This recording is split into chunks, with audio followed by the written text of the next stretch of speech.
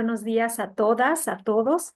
Qué gusto tenerlos. Les damos la más cordial bienvenida a nuestro taller de familias construyendo el futuro de mi hija o hijo con discapacidad, con el tema sexualidad infantil y prevención de abuso sexual. Un tema por demás muy sensible y la mejor arma que tenemos, la mejor herramienta que tenemos para proteger a nuestras niñas, a nuestros niños, es la educación y la información. Y para eso, CONFE se complace en tener entre nosotros a la doctora Susana Xochitl Bárcena Gaona, quien me voy a permitir leer su reseña curricular. Bienvenida, doctora. Muchas gracias, de verdad. Y bueno, les comento que ella estudió la carrera de psicología en la Facultad de Estudios Superiores Iztacala, realizó el doctorado en psicología de la salud por la UNAM y obtuvo el grado en el año 2013. En el año 2015 se formó como educadora sexual en la Asociación Mexicana de Salud Sexual, AC. La doctora Bárcena imparte cátedra en la carrera de psicología desde el año 2013. Actualmente es profesora titular A, definitiva y de tiempo completo.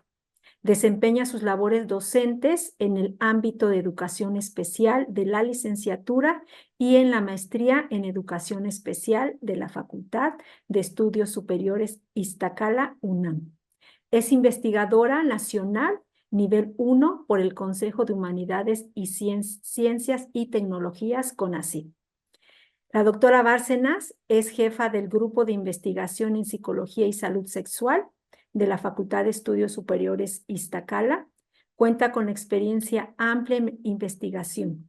Ha participado en congresos nacionales e internacionales, publicado capítulos de libros y artículos en revistas indexadas, cuyo eje temático ha sido la salud sexual.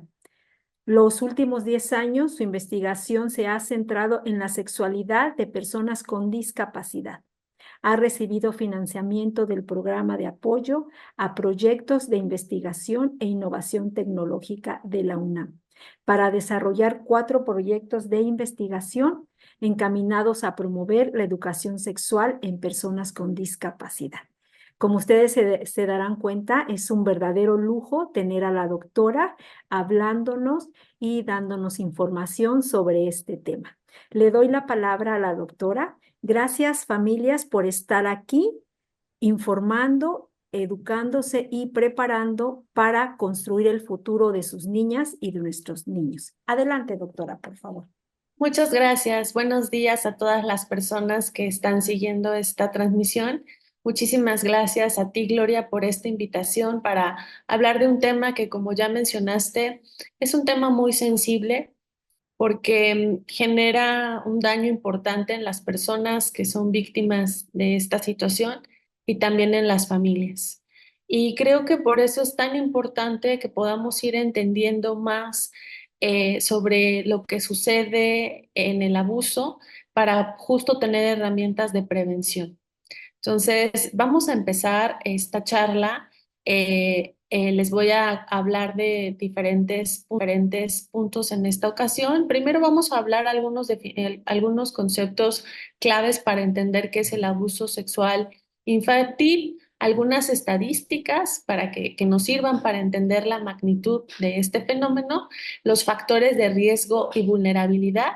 También vamos a hablar del desarrollo sexual y las consecuencias que tiene el abuso sexual. Vamos a hablar también de estrategias efectivas de prevención y protección. Y bueno, esperemos que este contenido en conjunto pues les permita a ustedes adquirir conocimientos y herramientas para enseñar a sus hijos a prevenir este terrible problema, que como veremos, pues no solo implica a las personas con discapacidad, sino a todo el contexto. Bueno, ¿qué sabemos o qué se ha dicho acerca de lo que es el abuso sexual infantil? La Organización Mundial de la Salud define el abuso sexual infantil como la participación de un niño en una actividad sexual que él o ella no comprende completamente, para la cual no está en condiciones de dar consentimiento informado o para la cual el niño no está preparado debido a su desarrollo. Para la American Psychological Association, el abuso sexual infantil tiene que ver con cualquier actividad sexual entre un niño y un adulto o entre dos niños cuando uno de ellos es significativamente mayor en edad o más fuerte o tiene alguna ventaja y que tiene la intención de gratificar o satisfacer a la persona que comete el abuso. Para la National Child Traumatic Stress Network, el abuso sexual infantil implica cualquier interacción sexual entre un niño y un adulto o entre dos menores cuando uno usa el poder o la autoridad para obligar, coaccionar o influir en otro. Hasta aquí vemos que estos conceptos tienen que ver con una asimetría de poder y también con un uso deshonesto del cuerpo. Es importante también señalar que el abuso sexual infantil es un delito y este pues está catalogado en el Código Penal Federal. En el artículo 260 del Código Penal de México se indica que comete el delito de abuso sexual quien ejecute en una persona sin su consentimiento o la obligue a ejecutar para sí o en otra persona actos sexuales sin el propósito de llegar a la cúpula. A quien cometa este delito se le impondrán penas de 6 a 10 años de prisión y hasta 200 días de multa. Para efectos de este artículo, se entiende por actos sexuales los tocamientos o manoseos corporales obscenos o los que representen actos explícitamente sexuales o obligan a la víctima a representarlos. También se considera abuso sexual cuando se obliga a la víctima a observar un acto sexual o a exhibir su cuerpo sin su consentimiento. Si se hiciera uso de violencia física o psicológica, las penas de este delito pues van en aumento, ¿no? Entonces, también es importante conocer que hay una definición legal de lo que es el abuso sexual infantil. Y algunos aspectos clave para entender con más detalle qué es esto del abuso sexual infantil, pues tenemos que el abuso sexual se puede presentar con contacto sexual o sin contacto. Ya veíamos en el Código Penal que pues nos habla de estos tocamientos, tocar, besar, pero también puede haber un abuso sexual sin tocamiento, conductas de exhibicionismo, exponer a contenido sexual, eh, también a la explotación a través de los medios digitales como la pornografía infantil, también son considerados como parte del abuso. Otros elementos y que a mí me parece muy importante para poder comprender el abuso sexual, entender que no es como un acto que sucede en un instante y que hay un concepto puntual, sino que parece un proceso. Quien comete un acto de abuso sexual contra un menor tiende a tener un proceso en el que prepara, seduce, manipula y ejerce coerción con estas personas, ¿no? Entonces es muy importante conocer estos mecanismos de manipulación y coerción que están presentes en el abuso sexual infantil. Muchas veces los perpetradores utilizan la manipulación emocional o las amenazas para mantener el abuso en secreto y controlar a la víctima. Lo que sabemos es que muchas veces los perpetradores les dicen lo que hiciste estuvo muy mal y si se lo cuentas a alguien, tus papás no te van a creer o te van a regañar, ¿no? Transfiriendo la culpa hacia las víctimas. Por eso este mecanismo, este abuso que también ocurre en estas situaciones de asimetría de poder, es tan sencillo que puedan suceder sin que se hablen y que se puedan seguir manteniendo por muchos años, ¿no? Quienes sufren violencia, abuso sexual, es muy probable que lo experimenten más de una vez por todos los mecanismos que giran en torno y que pues hacen que la víctima se sienta culpable y en algunos casos responsable de lo que le está sucediendo. Y bueno, también otro elemento clave es la relación de poder y de confianza.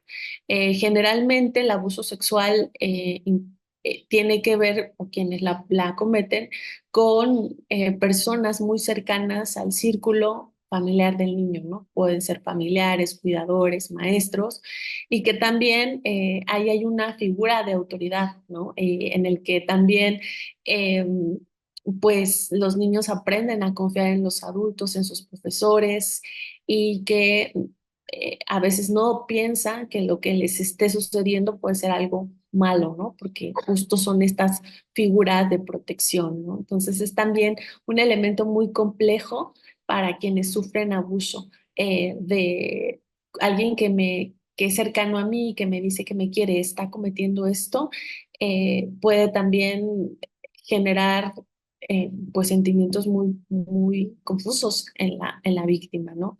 Justo por esta confianza que hay, ¿no?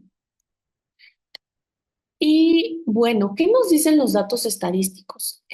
Esto que les voy a presentar es en población general, ¿no? De los 38 países que conforman la OCDE, México es el primer país del mundo en abuso sexual infantil de niños, niñas y adolescentes.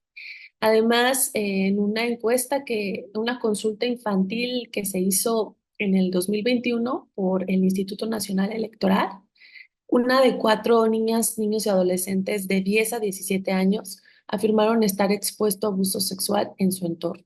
Entonces vemos que pues, este es un fenómeno que tiene una magnitud muy grande y pensemos que estos datos pues tienen que ver con las denuncias, pero muchas veces el abuso sexual no llega a tener una denuncia. Entonces hay muchos casos que siguen en el anonimato, ¿no? Porque las víctimas no no han podido hablar, ¿no? ¿Qué más sabemos al respecto de lo que ocurre en el abuso sexual infantil en nuestro país? Pues hay datos que señalan que las mujeres, las niñas y mujeres son las principales víctimas de abuso sexual, que representan el 92,9% de los datos que se atendieron en el 2022. También sabemos que los principales agresores de estas niñas y adolescentes son los padres, los padrastros y los familiares más cercanos. Y en el caso de los varones, de los niños varones, son más agredidos por personas conocidas como pueden ser los vecinos o las amistades de la familia. Ujú. También sabemos que en el caso de las niñas, la mayoría de las agresiones ocurren en el hogar, casi el 75,1%, en menor medida en la vía pública y en la escuela. Y también en el caso de los hombres, en los niños, varones, también el principal lugar donde suceden estos abusos es en un hogar, ¿no? Seguido de la escuela y por último en la vía pública. Entonces, hasta aquí hemos visto que es un problema que tiene una magnitud importante, que quienes cometen estos delitos son las personas cercanas al círculo de estos niños y niñas, quienes tendrían que estar protegiéndoles, y que el escenario donde suceden estos abusos es la familia, ¿no? Y esto vuelve muy complejo, muy complicado, pues establecer denuncias, ¿no? Porque pues el niño o la niña no van a saber exactamente, eh, pues, cómo van a ir a denunciar, cómo van a pedir ayuda para denunciar a quien los tiene que cuidar, ¿no? Por eso también es un tema tan complejo. Y bueno, en el caso de las personas con discapacidad intelectual, ¿qué sabemos? ¿Qué hay al respecto? El Fondo de las Naciones Unidas en el 2018 hizo un estudio muy interesante para entender la violencia, el abuso y todo lo que sucede también en materia de educación sexual de personas con discapacidad. Y ellos llegaron a una conclusión, hicieron una revisión inmensa de las investigaciones en todo el mundo, y dicen que no hay datos a nivel mundial sobre el índice de violencia que aqueja a la población con discapacidad. Y las principales causas son justamente porque no se denuncia, porque también el cómo se levantan los datos es irregular, ¿no? A veces se tiende a confundir violencia sexual, violación, que es otro delito, con abuso, y también pues hay una confiabilidad diversa entre todos los países, ¿no? Sin embargo, lo que sí sabemos y que demuestra la evidencia es que los estudios de todo el mundo han mostrado consistentemente que las infancias, especialmente las niñas con discapacidad, son mucho más vulnerables a diferentes tipos de violencia sexual y que esta, como les decía, muchas veces es perpetrada por los padres, los compañeros, los educadores e incluso los proveedores de servicios. También les comentaba, ¿no? Que hay una cuestión de mayor vulnerabilidad cuando se trata de niñas y adolescentes. Esta parte del género, al combinarse o interseccionar con la discapacidad, pues genera mayor vulnerabilidad y mayor riesgo para ser víctimas de estos abusos. Se estima que entre el 39 y 68% de las mujeres con discapacidad intelectual y del desarrollo, frente solo al 16 y el 30% de los hombres, son abusadas antes de cumplir 18 años. Entonces es una cifra altísima. Y uno de los autores que más ha investigado sobre este tema afirma que entre la población adulta, el 83% de las mujeres sufrirá abusos sexuales, entre un porcentaje menor de hombres. Entonces, hay un riesgo exacerbado también para las niñas. También tenemos más datos de Disability Justice. Aproximadamente el 80% de las mujeres y el 30% de hombres con discapacidades del desarrollo han sido agredidas sexualmente. Y esto me parece muy importante señalar, la mitad de estas mujeres han sido agredidas más de 10 veces. Y solamente el 3% de los abusos sexuales se denuncian. Y bueno, entonces estas cifras incluso podrían, que ya nos parecen altas, podrían incluso ser más altas. Y bueno, y cosas importantes, es quienes viven abuso sexual, es probable que se repita, sea sistemático y que muchas veces no llegue a denuncia, ¿no? Eh, Vamos a ver qué aspectos son los que pues nos van a permitir entender este riesgo y esta vulnerabilidad que tienen las personas con discapacidad. Justo porque si entendemos un poco el por qué están más en riesgo, podemos ir tomando medidas y acciones para ir contrarrestando esos riesgos, ¿no? Entonces, Hooks y algunos colaboradores identificaron varios factores que aumentan el riesgo de que las personas con discapacidad sufran abuso y violencia, ¿no? Estos factores incluyen desde que exclusión de la educación y el empleo, la dependencia de asistencia personal, bueno, la dependencia de asistencia personal, defensa física y emocional reducida, las barreras de comunicación, el estigma y la discriminación. Y si vemos, algunos de estos factores pues tienen que ver con características individuales de las personas con discapacidad, pero otros también tienen que ver con factores familiares y sociales, ¿no? Dentro de los factores de riesgo individuales de las personas con discapacidad intelectual, pues tiene que ver con este procesamiento, estas limitaciones cognitivas y también a veces en la comunicación. Y también en la parte familiar, pues puede haber una gran sobreprotección y que no se promueva la independencia y autonomía, ¿no? Entonces, en muchos casos, las personas con discapacidad intelectual no tienen comprometida una discapacidad motriz, pero aún así siguen en la familia teniendo prácticas como bañarlos, vestirlos, cambiarlos, ¿no? Y no dándoles oportunidad de que tengan esta autonomía y control sobre su cuerpo, ¿no?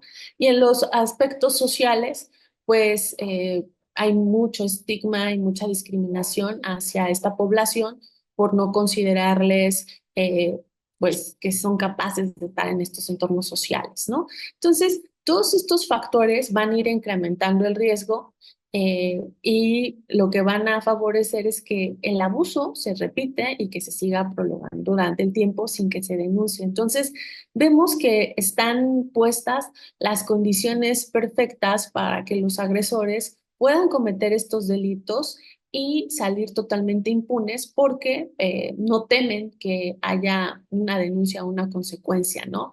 Se tiende a subestimar que no entienden lo que sucede y que no lo van a hablar y no lo van a decir, ¿no? Entonces se genera una condición idónea para que esto se perpetúe, ¿no?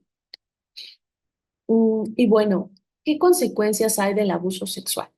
En la población en general se ha estudiado bastante este fenómeno y se ha encontrado pues que el abuso sexual que ocurre en la infancia, aunque suceda en ese momento en el cuerpo, deja graves consecuencias en la salud mental y emocional de las personas a lo largo del tiempo. Aunque eso haya pasado hace años, el efecto es a largo plazo y prolongado.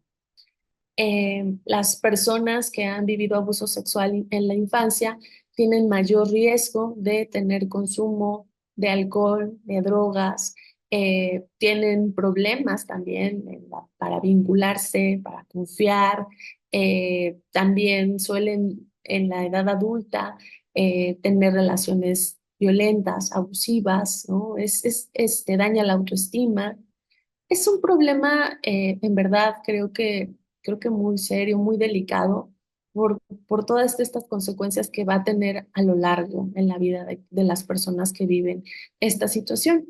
Y bueno, en el caso de las personas con discapacidad intelectual, pues también se han registrado problemas de ansiedad, depresión, cambios conductuales, también trastorno de estrés postraumático y, y bueno, de los estudios que se han realizado en esta población, pues se ha encontrado que quienes han vivido abuso sexual en la infancia, 15% habían desarrollado síntomas de estrés postraumático a lo largo de su vida, ¿no? Tras una situación de abuso. Entonces, sí es algo que deja secuelas a largo plazo.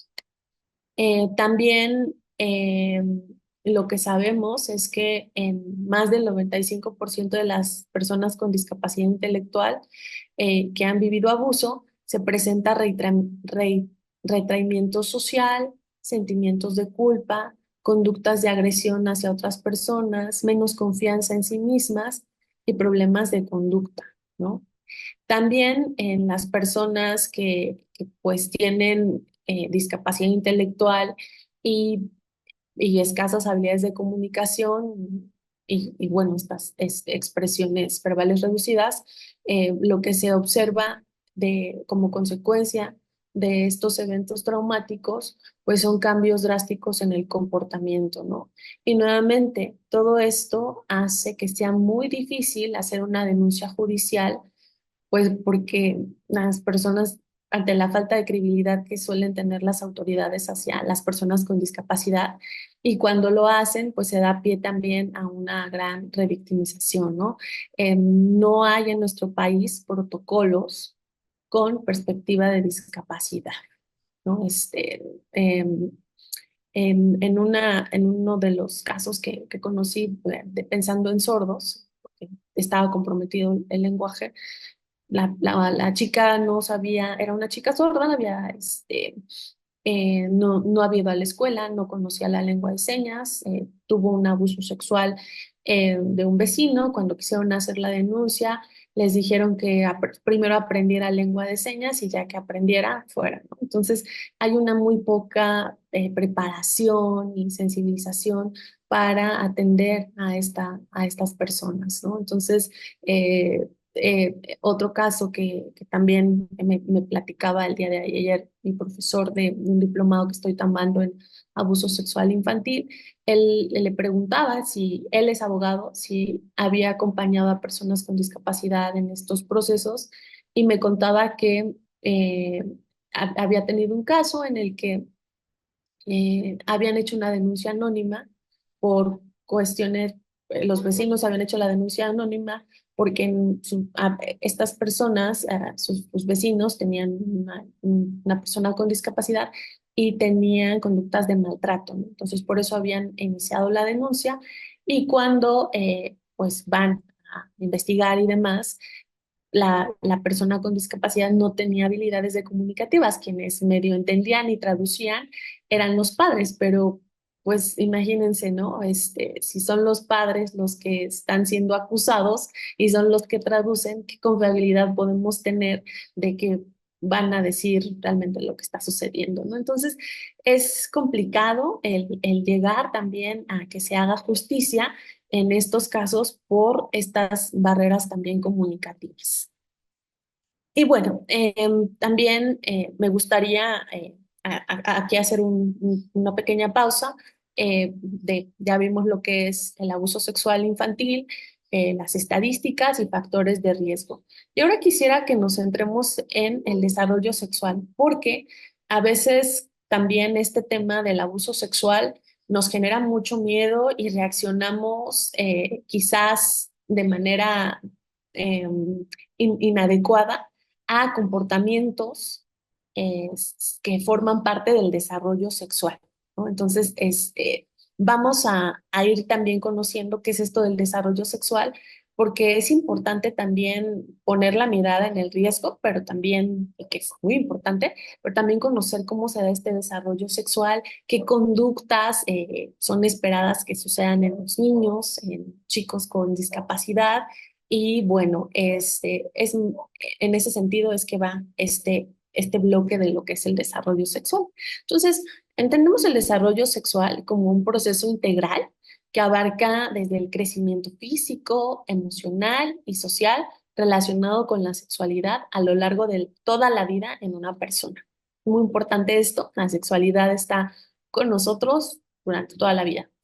Y bueno, este desarrollo comienza en la infancia y continúa hacia la adultez. Y algo importante, está influido por factores biológicos, psicológicos y socioculturales. Entonces, ¿qué podemos esperar de un desarrollo sexual en la infancia, en niños de 0 a 2 años? Bueno, en el desarrollo físico, pues los bebés van a empezar a explorar sus propios cuerpos, van a tener como esta necesidad también de apego y de contacto físico con sus cuidadores y los comportamientos esperados, pues es que ellos estén explorando su cuerpo mediante el tacto, ¿no? Eso es una conducta aceptada y que es esperada. Ujú. Ya sea la primera infancia, cuando los niños tienen entre 3 y 5 años, pues a nivel del desarrollo físico se empiezan a ser más conscientes de las diferencias que hay entre los géneros y en su desarrollo emocional van identificándose con su propio género y también van sintiendo curiosidad por los cuerpos de los otros, ¿no? Y en consecuencia los comportamientos esperados pues incluyen juegos de imitación y explorar sobre los roles de géneros. Ya hacia la niñez media de los 6 a los 8 años, pues el desarrollo físico va continuando, hay una comprensión básica de lo que es la reproducción. A nivel emocional, hay mayor conciencia de la privacidad, de decir, me estoy cambiando, no me vean, esto es mi espacio, y también en el desarrollo de habilidades sociales. En la parte del desarrollo emocional hay mayor conciencia, perdón, y los comportamientos esperados pues tienen que ver justamente con preguntas sobre el origen de los bebés. Les genera mucha curiosidad saber cómo es que un bebé llega a la panza. No les interesa tanto el proceso de cómo se hacen, sino cómo es que llegan ahí y pues van teniendo este desarrollo de amistades con personas de su mismo género. Ya hacia los 9 años y los 11 que entran el periodo de la pubertad, aquí se inician cambios corporales importantes, como el crecimiento de los senos, la aparición del vello púbico, hay mayor interés por el género opuesto y bueno, también podemos esperar que haya conversaciones con los pares sobre temas de sexualidad. Ya hacia la adolescencia, de los 12 a los 18 años, pues estos cambios físicos van a ser más pronunciados, ¿no? Llega la menstruación, la eyaculación, eh, hay una exploración también sobre la identidad sexual y las relaciones románticas. Son temas que les interesan, empiezan a sentir atracción sexual por otras personas y bueno, se da el desarrollo también de sus primeros noviazgos, ¿no? Entonces, en la adultez temprana de los 19 a los 40, pues se logra a nivel físico una madurez completa de la capacidad reproductiva. Ujú. Y en el desarrollo emocional, pues se van teniendo este establecimiento de relaciones íntimas y también de una vida sexual más activa. Eh, Dentro de los comportamientos esperados, pues podríamos ya pensar que hay relaciones sexuales consensuadas y una búsqueda también de compatibilidad con una pareja a nivel emocional, ¿no? Entonces, pues más o menos esto es lo que sucede en el desarrollo sexual de las personas. Y va a haber aspectos que van a ser claves para entender este desarrollo sexual, que es a nivel biológico. En el caso de las personas con discapacidad intelectual, esta parte del desarrollo que van a tener, van a presentar los mismos cambios hormonales y físicos como el resto de la población. Sin embargo, vamos a ver que es muy probable que por aspectos psicológicos y socioculturales haya algunas afectaciones en este desarrollo sexual. Ujú. ¿Por qué? Y no necesariamente tienen que ver con la discapacidad, sino también con lo que nosotros podemos educar y promover. Eh, Está este mito y esta idea y esta creencia errónea de que las personas con discapacidad son niños eternos, que son angelitos, que a ellos no les interesa de sexualidad, y entonces nuestro trato hacia ellos sigue siendo permanentemente como de niños, ¿no? Entonces, tenemos adultos que tienen comportamientos de un desarrollo sexual como si estuvieran en las primeras fases de infancia. Pero esto tiene que ver más con las oportunidades que damos de que puedan ir desarrollándose como en estas fases, permitiéndoles también el que puedan tener estas amistades, relaciones de noviazgo, dándoles esa información, enseñándoles también ya a nivel sociocultural cuáles son las normas y los valores para que ellos puedan entender esta sexualidad, las implicaciones que tiene, los cuidados que tienen que tener sobre su propio cuerpo, sobre sus límites y también hacia los demás. Entonces, es muy importante estos componentes psicológicos y socioculturales para ayudarles a transitar este proceso pues de la mejor manera, ¿no? Y no que se queden en etapas infantiles donde ya son adultos y suelen tener conductas de exhibicionismo, de exploración propias de niños, ¿no? Por eso es tan importante abordar estos temas, explicarles y también considerar estos aspectos socioculturales. Muy bien, bueno, entonces quería comentar esto para que lo tuviéramos claro. Otros aspectos claves también para lo que va a ser el desarrollo sexual son la parte de la identidad de género y la orientación sexual. Las personas con discapacidad intelectual pueden tener identidades, que es cómo se asume, y orientaciones sexuales, que es por quién sienten la atracción emocional, sexual y afectiva distintas a las heteronormativas. Ujú. Es decir, puede ser que no se identifiquen con su sexo biológico y que no sientan atracción necesariamente solo por las personas del sexo opuesto, ¿no? Esto también genera ahí un tema importante para muchas de las familias, ¿no? Pero es importante también que lo sepamos. Y bueno, y otro elemento es el comportamiento sexual, que pues son todas estas conductas asociadas con la sexualidad. Y ahí también es importante pues ir dando pautas de cuáles son las conductas permitidas, por ejemplo, la masturbación, cómo, cuándo, dónde puede practicarse, el tipo de cómo se establecen relaciones de amistad, de noviazgo, el tema del consentimiento, ¿no? Esos van a ser temas importantísimos también de ir tratando. Y lo que tenemos como una herramienta indispensable es la educación sexual para justo ir dando la información acorde a las etapas del desarrollo, ¿no? Y esta información, esta educación sexual, les tiene que permitir a las personas con discapacidad conocer su cuerpo, conocer sus emociones y también saber cómo relacionarse con otras personas, otros cuerpos y también con las emociones de otras personas, esperando que puedan también establecer relaciones pues saludables. Muy bien. Entonces, en esta parte, entender que las personas con discapacidad intelectual también son seres sexuales, van a tener estas manifestaciones. Es muy importante reconocerles como seres sexuales en esta parte también de la prevención del abuso sexual, porque a veces se tiende a pensar que son asexuales, que estos temas no les interesan o que nadie va a sentir algún tipo de atracción o deseo hacia estas personas y justamente negar estas realidades, pues es ponerlos en mayor riesgo. Por eso es importante también reconocerles como seres sexuales que van a tener un desarrollo sexual y que lo mejor que podemos hacer es ir acompañándoles con información, cariño, comprensión y apoyo a lo largo de este proceso. Entonces, importante. Y también no confundir que si están teniendo un juego entre pares, eso es abuso, ¿no? También pueden ser comportamientos esperados, ¿no? Lo que suele suceder es que este tipo de exploraciones que deberían de suceder en la infancia luego las tienen en edades más grandes y eso genera ahí temas, ¿no?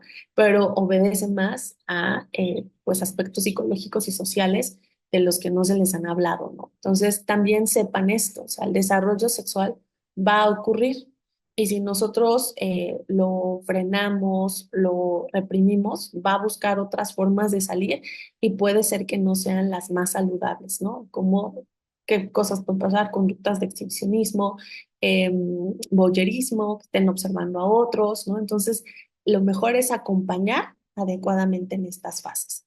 Y bueno, vamos ya a entrarle al tema que creo que es el que más interesa, que son, bueno, ¿qué hacemos para prevenir esta parte del abuso sexual infantil? ¿Qué podemos hacer? ¿Qué está en nuestro alcance? Porque pues deberíamos de hacer mejores leyes para que estos delitos no queden impunes, tengan sanciones muy altas y que ninguno de nosotros nos tengamos que preocupar por ser víctimas de este delito. Eso creo que sería lo ideal, pero lo cierto es que pues es complicado y bueno, vamos a ver desde nuestro campo de acción, desde nuestro control, qué sí podemos hacer y hay varias cosas que sí podemos hacer a nivel individual y familiar. Bueno, la literatura científica hay al respecto de los programas que se han hecho para prevenir abuso sexual infantil en niños. El componente clave y más importante se ha centrado en la adquisición de habilidades conductales. Y esto tiene que ver con entrenar a los niños, niñas con discapacidad intelectual para en escenarios, situaciones simuladas para justamente ver cómo tienen, enseñarles cómo tienen que actuar, que ellos sepan si ocurre una situación de abuso, qué es lo que tienen que hacer para salir de ahí. Ajá, o sea, es entrenar en habilidades para reconocer estas situaciones y cómo salir de ahí y denunciar lo que está sucediendo. Y es muy importante enseñar y dotar de estas herramientas para enseñarles a defenderse. Hay algo, y sobre todo es lo que yo he visto mucho con las personas con síndrome de Down, esta idea de que, ay, es que son tan tiernos, es que son tan dulces, y entonces hay un entrenamiento y un reforzamiento de la conducta de que abracen a todas las personas, ¿no? Incluso también a los desconocidos. Y eso, pues, los coloca en mayor situación de vulnerabilidad, ¿no? Está bien que abracen, pero no a todos ni los desconocidos ni en todas las situaciones, ¿no? Entonces es muy importante también que pensemos, analicemos si estamos promoviendo estereotipos y si eso que estamos haciendo los empodera o los pone en riesgo, ir analizando también este papel. Y bueno, algo que me pareció importante de esa revisión de los estudios es que trabajaron en, eh, en personas de entre 12 y 57 años con discapacidad intelectual. Si nosotros queremos trabajar en prevención, pues no nos esperamos hasta que tengan 12 años. Hay que ir actuando desde que son muy pequeñitos para justo darles estas herramientas y que no sean víctimas de abuso, ¿no? Justamente para hacer prevención. También muchos de los estudios están basados en un protocolo de Lunley, que este protocolo se caracteriza por la adquisición de habilidades para rechazar, abandonar e informar la situación en la que se está siendo víctima, ¿no? Los estudios que están basados en este protocolo han demostrado que son muy efectivos y que además también se mantienen los efectos a largo plazo. Hay otros programas que se han hecho para esta población. Los voy a decir en español las traducciones. Uno se llama Círculos y es un programa que se diseñó para enseñarle justamente a las personas con discapacidad intelectual los límites personales y las relaciones sociales. Entonces, se utilizan círculos para que puedan entender los diferentes niveles de intimidad y cómo actuar en cada nivel. Eso creo que es muy importante, como lo que les decía, ¿no? No abrazamos a un desconocido, a quienes sí abrazamos, cuándo, ¿no? Hay otro que se llama Alto al Abuso. Este programa justo proporciona formación en habilidades para la vida diaria y también para prevenir y responder al abuso sexual, ¿no? Otros se llama Límites Sanos y justo les enseña a los niños y también adultos con discapacidad intelectual los límites personales, el consentimiento y cómo denunciar el abuso sexual. Y esta parte me parece importante porque va en las dos vías de los límites personales, lo que yo puedo tolerar también que alguien se acerque o la distancia, pero también cómo yo me vinculo con los demás, ¿no? También enseñarles a respetar los espacios y límites de las otras personas. También tenemos otro que se llama Yo soy el jefe de mi cuerpo. Este programa utiliza historias y actividades interactivas para enseñar a los niños con discapacidad sobre el control de su propio cuerpo, el consentimiento y cómo buscar ayuda en situaciones de riesgo. Pasos para el Respeto. Para el Respeto es un programa de prevención del abuso y del acoso que incluye cómo trabajar, cómo desarrollar habilidades sociales de comunicación y autodefensa. Y también el programa Alza la Voz es un programa para autodefensa y empoderamiento personal. Y bueno, ahí lo que se busca es fomentar la confianza y que los niños se sientan capaces de poder poner alto a una situación y denunciar. Entonces, si analizamos, pues son componentes muy importantes el que los niños y las niñas conozcan su cuerpo, conozcan los límites, el tipo de contactos que no están permitidos y también que aprendan a identificar cuando algo se siente mal, a salir de esas situaciones y decirlo, ¿no? Por eso es tan importante el papel que tienen las familias y yo felicito a quienes están el día de hoy aquí siguiendo esta transmisión, porque son ustedes quienes tienen un rol estratégico en la prevención, ¿no? Al darles esta información, al abrir estos espacios de confianza para que sus niños, niñas les puedan contar y confiar lo que necesiten, ¿no? Es también importante porque aquí en esta población una barrera es el lenguaje. Y entonces, si nosotros no les enseñamos eh, qué es el abuso, no lo van a poder nombrar. Entonces, hay que hacer uso de todos los recursos que tengamos al alcance, enseñarles si hay el lenguaje oral, verbal, verbal. Si no tenemos lenguaje verbal, ver de qué manera con pictogramas, con otros elementos, podemos irles enseñando estos conceptos, pero es importantísimo que tengan esta información y que la puedan comprender. Y bueno, ya para ir como cerrando esta intervención, decir que el abuso sexual infantil, pues, requiere un trabajo integral, no solamente el trabajo que se haga con los niños. Tenemos que hacer también un cambio en la cultura, en la sociedad. Y bueno, un elemento básico e importantísimo es esta educación sexual adaptada, que es un derecho que las niños, niñas tengan justo pues para poder ir conociendo su cuerpo y establecer límites personales y de relaciones que sean saludables, ¿no? También es importante que haya capacitación para cuidadores y profesionales que se puedan entrenar en estos temas y saber cómo prevenir, identificar y sobre todo qué hacer si ya se presentó también el abuso, ¿no? También entrenar a los niños en estas habilidades de autodefensa y empoderamiento para que puedan reconocer y rechazar situaciones de riesgo. Y lo que les comentaba, ¿no? Para los agresores, esta población suele ser un blanco fácil porque no cuentan con estas habilidades. Entonces hay que dotarlas para que dejen de ser una población vulnerable.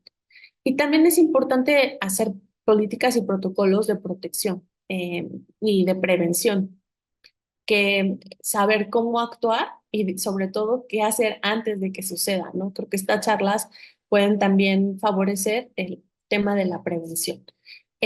También algo importante es el apoyo psicológico y legal en caso de que ya se susciten estos problemas para darles un asesoramiento legal y un apoyo psicológico a las víctimas y a las familias y bueno, asegurarnos de que puedan recibir la información y el apoyo necesario para obtener justicia, que como les decía, ¿no? Nuestro país es muy complicado porque los protocolos no tienen perspectiva de discapacidad, pero hay que trabajar en ello. Y también la inclusión de la familia y la comunidad. Es muy importante involucrar a las familias y a toda la comunidad en la prevención del abuso. Los niños y las niñas de todo el país tienen que ser niños y niñas de todos. Entonces, todos los adultos, todas las personas que estamos cerca, tenemos que buscar protegerles. Y también hay que, pues, ir cambiando esta idea de lo que creemos que son los niños y lo que son las personas con discapacidad, de que no tienen capacidad de decidir, ¿no? También es muy importante ir trabajando en el desarrollo de su autonomía. Y bueno, para brindarles la mejor educación sexual, pues poder desarrollar, que ustedes tengan acceso a recursos y materiales educativos que sean accesibles y que puedan utilizar para explicar este y otros temas. Y también esta parte de crear entornos seguros, ¿no? Ver de qué manera en los centros donde están las personas con discapacidad podemos volverlos más seguros, accesibles, que estén supervisados, justamente con la meta de ir minimizando los riesgos de abuso. Y insisto, algo importantísimo es la promoción de la autonomía y la independencia. En la medida de lo posible, fomentar la independencia, que puedan ir tomando decisiones, ¿no? O sea, es muy difícil entrenar en consentimiento si no entrenamos en que puedan decidir, ¿no? Y si no les permitimos decidir la ropa que se van a poner o lo que quieren comer, ¿no? Va a ser complicado que puedan ir entendiendo esto, el consentimiento. Por eso hay que ir también trabajando en esta parte de permitirles que vayan tomando más decisiones, para que justo pues puedan manejar mejor las relaciones y establecer los límites de manera más efectiva. Y bueno, pues ya para finalizar, el tema, la prevención del abuso sexual en personas con discapacidad intelectual es una responsabilidad compartida que requiere que trabajemos de manera integral y coordinada quienes estamos cerca de esta población. Es importante involucrar a los profesores, a las familias, a las personas con discapacidad y a todos para crear justamente estos entornos seguros y de protección que promuevan el bienestar y la dignidad de todas las personas. Y bueno, les dejo mi correo electrónico, es s.barcena@unam.mx y pues muchas gracias por su atención.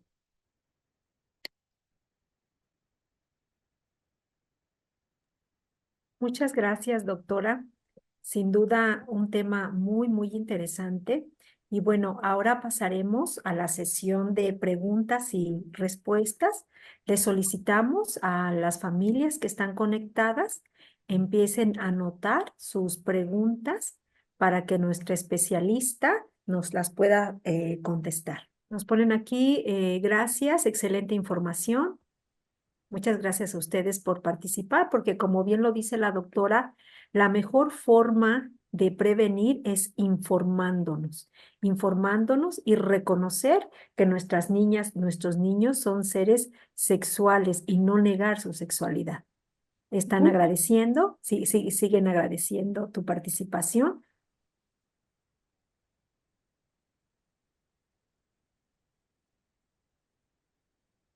Aquí tenemos una pregunta respecto a los diferentes. Ay, ya no la vi, pero ahora la veo. No sé si la alcances a ver, Cintia, Tania. Sí, dice, ¿a partir de qué edades? ¿Se oye eco? Sí, la voy a leer del otro libro. Gracias.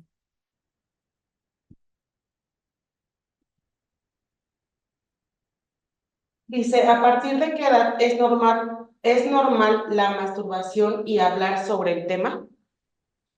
Eh, sí, pues la masturbación se puede presentar desde edades muy chiquitas, ¿no? Les comentaba yo que de los 0 a los 2 los niños empiezan a tocar y experimentar su cuerpo, ¿no? Van conociendo.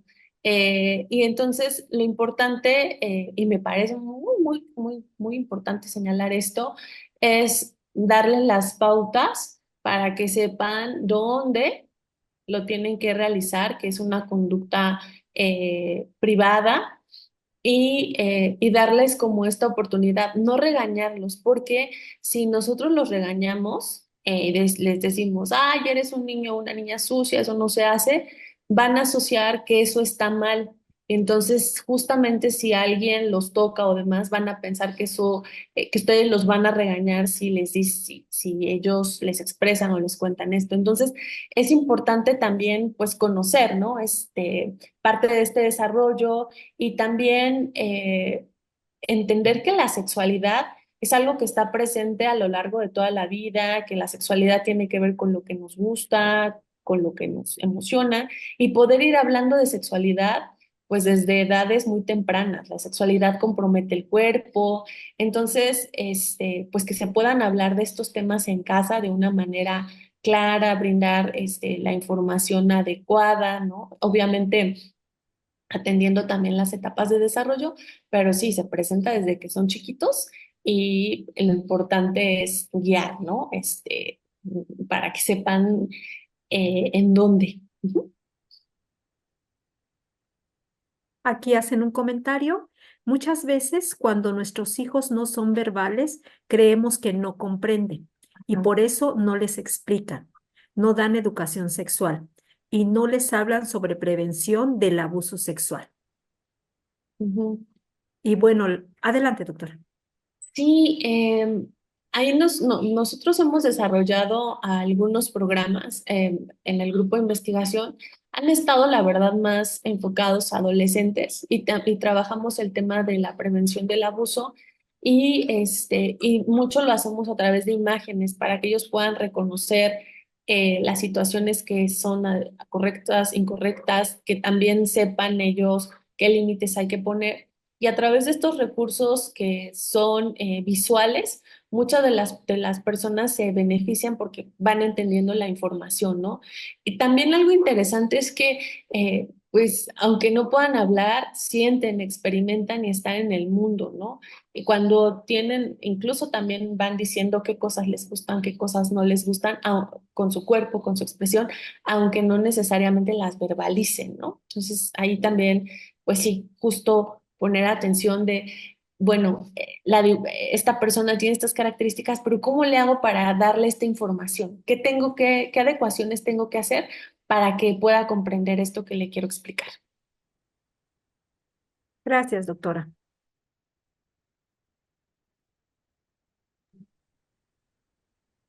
¿Otro comentario? Adelante, maestra Cintia. Respecto a los diferentes programas para prevenir el abuso, ¿dónde obtener más información y saber si en la Ciudad de México habrá capacitación para papás relacionados con estos programas? En temas del abuso sexual infantil, hay varios protocolos que ha hecho UNICEF.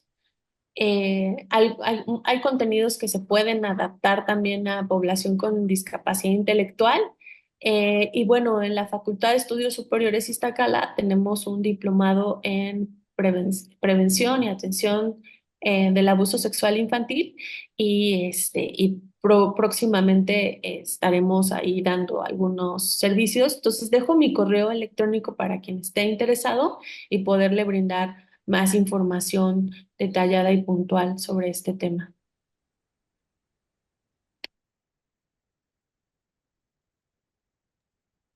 Muy bien, tenemos un comentario que dice, es un tema muy interesante e importante conocer. Proporcionó información muy adecuada. Muchas gracias. Y hay otra Gracias. pregunta. ¿De dónde podemos solicitar capacitación de estos temas para toda la comunidad educativa de educación básica? Em, de solicitar capacitación, bueno, si quieren pueden acercarse, insisto, al correo y ver cuáles son las demandas y necesidades. También yo soy jefa del grupo de investigación en psicología y sexual de la FES y justo también nos interesa promover mucho estos temas, entonces podríamos ver que se les pueda proporcionar alguna capacitación. A nosotros nos emociona, nos entusiasma poder contribuir con la población de esta manera. Gracias, doctora. Aquí igual nos comentan algo. También las niñas se masturban y uno de los problemas es que no, ay, ya se me movió. Ahora lo regreso. Es que no se les explica sobre lo público y lo privado, que es importante para que ellos no realicen estos actos en público. Sí, eso es muy importante. Creo que lo que ocurre también en la sexualidad de las personas con discapacidad es o se es altamente permisivo o se es altamente prohibitivo. Entonces, nos asusta cualquier expresión o manifestación de la sexualidad y la prohibimos, o decimos, ay, él es inocente, eso que está haciendo no, él no tiene maldad. No, o sea, es importante educarles y decirles cuáles son las pautas correctas y adecuadas, ¿no?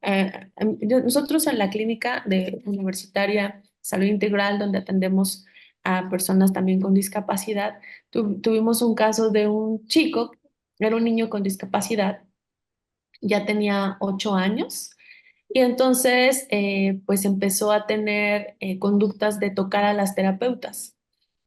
Y bueno, lo que hicimos fue platicar también con la mamá para decirle que pues era una conducta que teníamos que evitar, ¿no? Y la reacción de la mamá fue, bueno, pero es que ay, exageran y que las fuera a violar si él hace esto conmigo y con su abuela. Entonces, eso también enciende focos rojos porque pues no vamos atendiendo el desarrollo sexual que va teniendo esta población, ¿no? Esas conductas pues, no se deben de permitir, ¿no? Incluso también, como se tiene esta idea de que son niños, llegan a edades adultas y siguen durmiendo con los papás, ¿no? Cuando, pues, sería ideal que pudieran tener también sus espacios, ¿no? Entonces, creo que sí es muy importante no irnos a los extremos, ¿no? Ni prohibir, ni rechazar, ni cualquier manifestación, pero tampoco creer que permitir que se irrumpan estas pautas y normas sociales, ¿no? De también el respeto hacia los demás. Gracias, doctora. Y también agregaría lo importante que es empezar con esta educación sexual desde muy pequeñitos, como bien ya lo mencionaste, y enseñar a nuestras niñas, a nuestros niños, que hay conductas públicas y conductas privadas. Y desde ahí ellos, por supuesto que entienden lo importante que es cuidar y respetar su cuerpo. Por eso usamos un calzoncito, por eso usamos un corpiño, para no exhibir nuestros genitales, nuestro cuerpo. Por eso nos cambiamos en el baño, por eso nos cambiamos en la recámara. Y en esas pequeñas tareitas que hacemos en casa, desde ahí estamos educando y estamos ofreciendo a nuestros niños la claridad de lo que son conductas públicas y conductas privadas. Bien, aquí igual nos mencionan que hay un libro que es muy sencillo, Se llama el libro Sexo sin lata, es muy sencillo y ayuda mucho para dar educación sexual a nuestros hijos. Igual si quieren tomar nota de este libro y también nos solicitan, doctora, si nos puedes volver a poner tu correo, si lo puedes poner en el chat o al final para que se puedan poner en contacto contigo para tus conferencias, tus cursos que tienen en la FES Iztacala. Yo creo que sería de mucha ayuda y de mucha riqueza que los padres se continúen informando y formando sobre este tema. Sí, listo, ya lo compartí. Perfecto.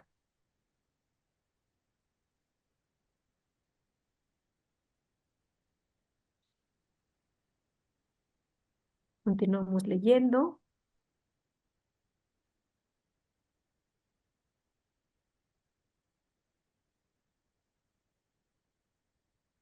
Bueno, aquí hay una pregunta muy puntual. ¿Cómo se le puede indicar que no es correcto tocarse en público sin afectarlos? Creo que ya también comentabas la pauta, ¿no?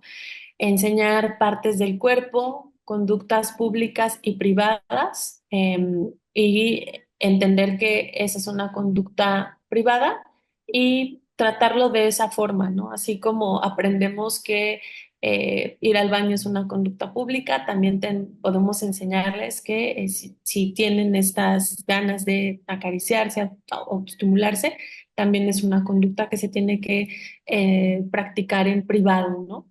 Sí, y también algo muy importante es cómo nos sentimos nosotros tratando estos temas, porque muchas veces eso es también lo que vamos a transmitir a los niños, ¿no? Y a los jóvenes. Bueno, ahorita estamos hablando de niños por el tema de la prevención, pero si yo hablo de manera natural y con mucha naturalidad y de manera abierta a esto, él también va a percibir que es algo normal, natural y tranquilo, ¿no? Si a mí me genera mucha ansiedad y mucho miedo y mucha vergüenza, probablemente también es algo que se pueda ir transmitiendo, ¿no? Entonces, pues bueno, también el trabajo que uno tiene que hacer con uno mismo.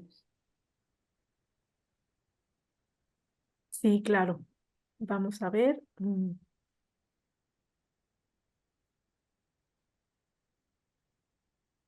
Bueno, te siguen agradeciendo y felicitando.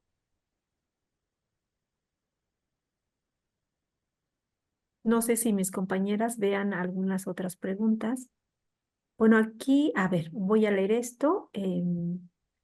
Parece que es un comentario, una reflexión. Bueno, una de las mamitas nos escribe, una de las familias. Voy a contar una experiencia con mi hijo cuando tenía aproximadamente 2 años, 6 meses. Entró en la etapa en la que se tocaba todo el tiempo el pene. La miss de mi hijo y una doctora me dijeron que es normal, que no lo regañara, pero cuando lo hacía en frente de la familia sí era complicado explicarles esa etapa. Es muy normal. Bueno, parece que ahí hay igual una confusión entre actividades públicas, conductas públicas y privadas, pero lo que ya no me gustó fue que de repente algunos tomaban o creen que es normal jugar con el pene. Vaya, era así como de quién es ese pajarito, ese pilín. La verdad, creo que por mucho que sean bebés pequeños, no se juega así y mucho menos con sus partes, claro. O sea, no estoy diciendo que jugaran con maldad con mi hijo, pero creo, estoy subiéndole para poder leer, pero creo que eso sí puede influir o confundir a mi hijo. Más Ujú. grande, claro. Un día me enojé muchísimo y les dije que no jugaran así con mi hijo. De ahí son la peor, soy la peor mamá, una grosera, pero creo que fue lo correcto, pero creo que es más difícil educar a algunos mayores. Jamás han vuelto a jugar así con mi hijo.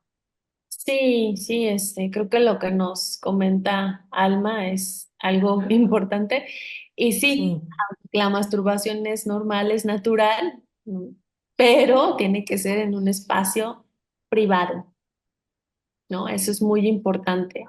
Y también, a veces en las familias tiende a haber algunos tipos de juegos y de contactos que sería mejor no favorecerlos. Me refiero a adultos que tocan a niños o que hay algunos tipos de comportamientos, porque se puede perder el límite, ¿no? Entre este cuidado, ¿no? Entonces, sí, yo creo que hay que también ir dando pautas de lo que es adecuado y el tipo de juegos que pueden estar también permitidos y con quiénes, ¿no? Entre pares hay muchas cosas que son esperadas, ¿no?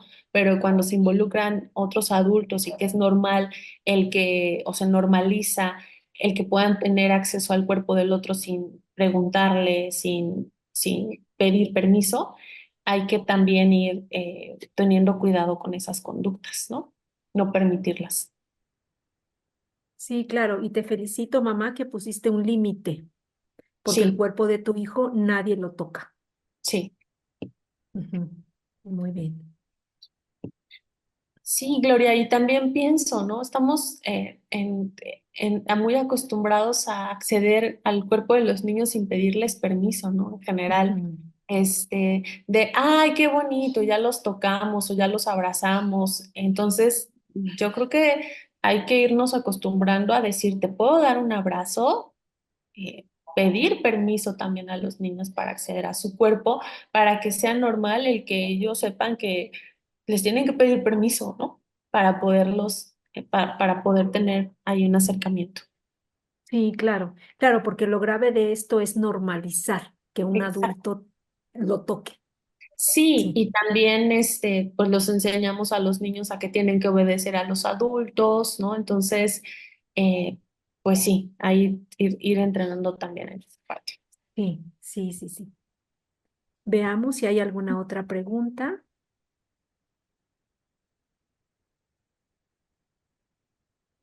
Igual está escrito el correo de la doctora, igual lo dicto por si no lo han escrito, s.bárcena@unam.mx.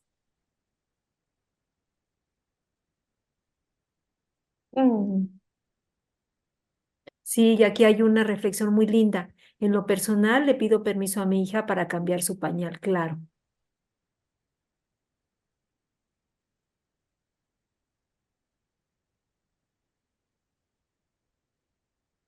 No sé si tengan por ahí alguna otra pregunta que no esté viendo, algún comentario. Algunas preguntas no las leemos, pero sin embargo, de manera general, las puntualizamos en una sola, que creo que ya se han dado respuesta. Había visto una pregunta de pictogramas, de si había algunos pictogramas para hablar de este tema. Les voy a dejar el enlace de una página que se llama Arasac, que tiene pictogramas específicos de sexualidad para que ustedes los puedan también consultar. Ah, perfecto. Muchas gracias, doctora. Igual lo pones en el chat.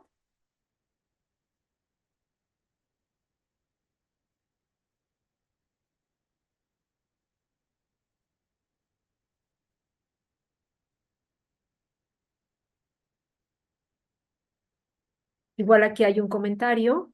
Para la sociedad está, pero la sociedad está acostumbrada a ver a un pequeño con Down y quererlo tocar. Yo he tenido que poner límites a personas que llegan a besarlos. Sí, claro, hay mucho trabajo que hacer todavía.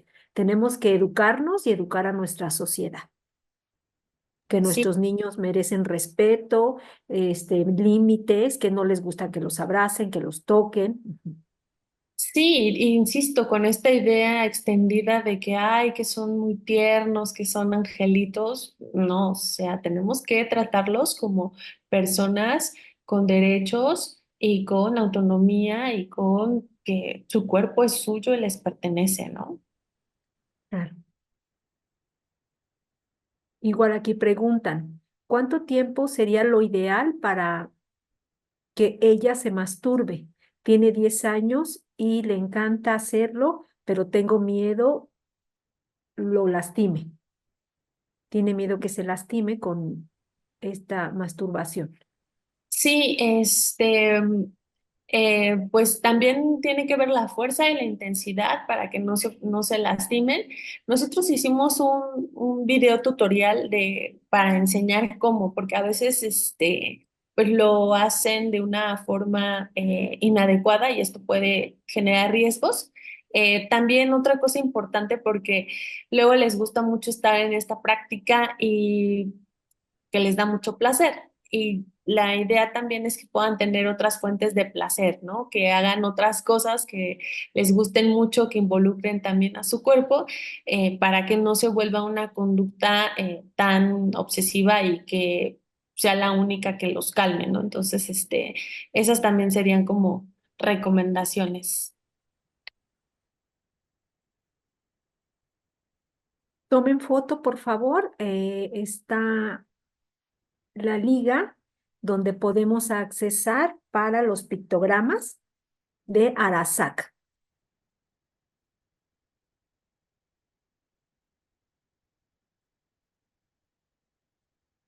Igualmente otro comentario, te agradecen la información. Y cuando existe una sospecha de que nuestro hijo ha sido víctima de abuso, ¿hay alguna institución a donde se puede acudir que se, que se enfoque en personas con discapacidad intelectual? Como tal, no. Se supone que pues todos tendrían que estar enfocados a la población infantil. Ahí mi sugerencia es que se acerquen a CIPINA o el comité que tengan cerca, municipal, para recibir este tipo de atención. CIPINA es este Sistema Nacional de Integrados y Protección a las Infancias, Niños y Adolescentes.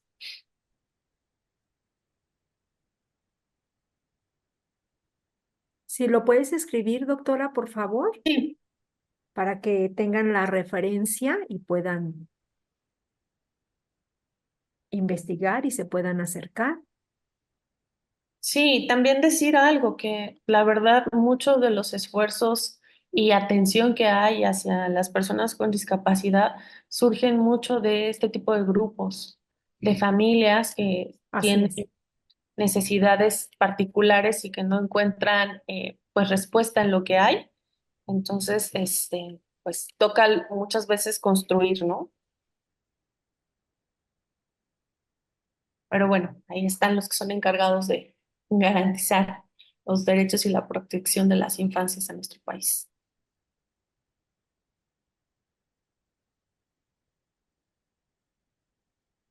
Mm,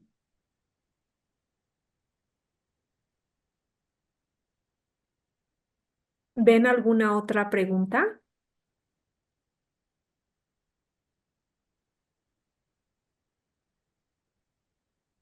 yo veo otra, Glo, ¿quieres que la... Sí, por favor, muchas gracias. Dice, en casa cuando ayudamos a cambiar o bañar a nuestro pequeño, le decimos que solo estamos tocando para lavar o limpiar y que así sepa que es solo por higiene. Muy bien, eso me parece una muy buena práctica. ¿Qué otra cosa se puede hacer para que, como dice, no se obsesione con estarse tocando mucho? Diversificar las fuentes de gratificación y corporal, ¿no? Entonces, es, lo hacen porque les gusta, pero también yo invitaría a que puedan hacer otras actividades donde exploren, donde disfruten de su cuerpo, bailar, que puedan hacer también otras actividades que sean igual de estimulantes y que les permitan, pues disfrutar también, ¿no? Recordemos que la sexualidad pues tiene mucho que ver con esta capacidad de experimentar goce en el cuerpo a través de los sentidos, ¿no? Entonces, invitaría a poder expandir más las experiencias placenteras a través de los sentidos. Como bailar, comer, jugar, cantar, Ir al parque, Sí. nadar, realizar actividades físicas, deportivas, donde el niño justamente experimente ese gozo de sentir el movimiento, de sentir su cuerpo, su temperatura, etcétera. Siglo, muy bien.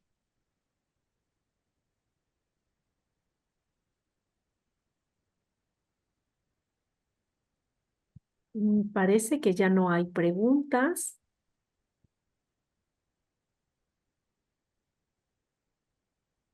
Aquí hay una. ¿Cómo poder enseñarle a mi hija de 6 años a lavar sus genitales y limpiarse bien? Porque he intentado ponerle video de YouTube y cada que va al baño le digo cómo y no lo hace. Yo creo que aquí, bueno, de las pautas que tenemos para enseñarles a las personas cómo hacer una conducta es mucho modelar, que tú le puedas explicar cómo, incluso también eh, esto que comentas de los videos, está bien, a lo mejor algo que se podría hacer es ir haciendo, dividir la tarea en pequeños pasitos para que pueda irla haciendo poco a poquito. Entonces, a lo mejor hoy ya aprendió el primer paso y ya mañana le enseñas otro y el que sigue tiene que recordar el que aprendió anteriormente y utilizar la mayor cantidad de recursos y formas, ¿no? Si le puedes dar las instrucciones de manera verbal, si le puedes enseñar imágenes, si le puedes también modelar, ¿no? Cómo se haría. Entre más diversificación de canales sensoriales por los que pueda llegar la información, va a haber más probabilidad de que lo aprenda.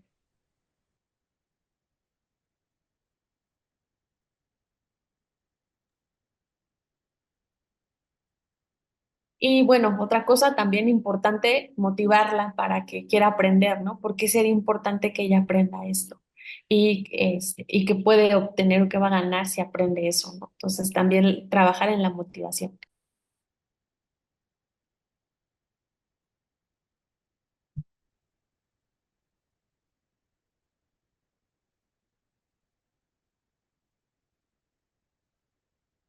¿Ven alguna otra pregunta? Parece que ya no.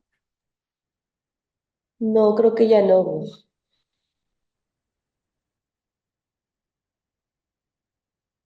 Bueno, pues no sé, doctora, parece que ya no hay más preguntas. No sé si a manera de conclusión pudieras darnos tus últimos comentarios, por favor. Sí, claro. Pues mi comentario sería que confíen en sus capacidades, en sus habilidades y también en las capacidades y habilidades de sus hijos para aprender, enseñar y trabajar en este importante tema que es la prevención del abuso sexual infantil. Es un tema que nos puede generar emociones y temores intensos, pero tenemos la herramienta de la información para hacerle frente. Entonces, confíen y utilicen estas herramientas para la prevención. Muchísimas gracias por su participación y su entusiasmo en esta charla. Muchas gracias, doctora. Maestra Cintia, si nos ayudas, por favor. Y de verdad, yo creo que esta información, particularmente la educación sexual infantil, va a fortalecer el vínculo familiar, va a fomentar una comunicación abierta y honesta. Y muy, muy importante que sus hijos adquieran información precisa y segura. Y qué mejor que la adquieran de parte de su familia, de su mamá y de su papá. Bueno, estamos presentando un reconocimiento, un pequeño reconocimiento a la doctora Susana Xochitl Bárcenas Gaona por su destacada participación como ponente en el taller de Madres y Padres Construyendo el futuro de mi hija o hijo con discapacidad, con el tema sexualidad infantil y prevención de abuso sexual. Muchísimas gracias, doctora. Muchas Te, gracias. te, te haremos llegar el reconocimiento. Igualmente saben, papás, que esta información está en el canal de YouTube para que la vuelvan a ver porque creemos que es información que tenemos que estar actualizándonos, estar viendo el video. Y yo me quedo con la reflexión que decía la doctora. Cuando me enfrento a la sexualidad de mi hija de mi hijo y a mí me mueve, me causa incomodidad, es importante que ustedes revisen qué pasa con su propia sexualidad. ¿Para qué? Para que puedan educar a sus pequeños de una manera honesta, de una manera plena, de una manera saludable. Que sus hijos se toquen no es malo, que sus hijos se exploren no es malo. Hay que dar herramientas a nuestras niñas, a nuestros niños, para que se defiendan cuando son expuestos a una cuestión vulnerable, a una cuestión de riesgo. El inicio de esta charla, datos duros, pero sin embargo, son datos que existen y no podemos cerrar los ojos a un problema latente y a un problema con una magnitud importante. Lo mejor es estar informados, hablarles a nuestras niñas, a nuestros niños de educación sexual, de que su cuerpo se respeta, de que ellos son capaces de poner un límite. Y bueno, agradezco su participación a las familias que hayan estado aquí con nosotros. Igualmente agradezco a mis compañeras, a la maestra Cintia, a la psicóloga Tania y desde luego a ti, doctora, y ojalá y no sea la última vez, ojalá y podamos seguir contando con tu valiosa experiencia y con todos estos conocimientos que nos hacen tanta falta tanto a los profesionales como a las familias. Muchas gracias por la invitación. Gracias, encantada. Muchas gracias. Y bueno, aquí sigue felicitándote y dándote las gracias. Mil gracias. Gracias a todos.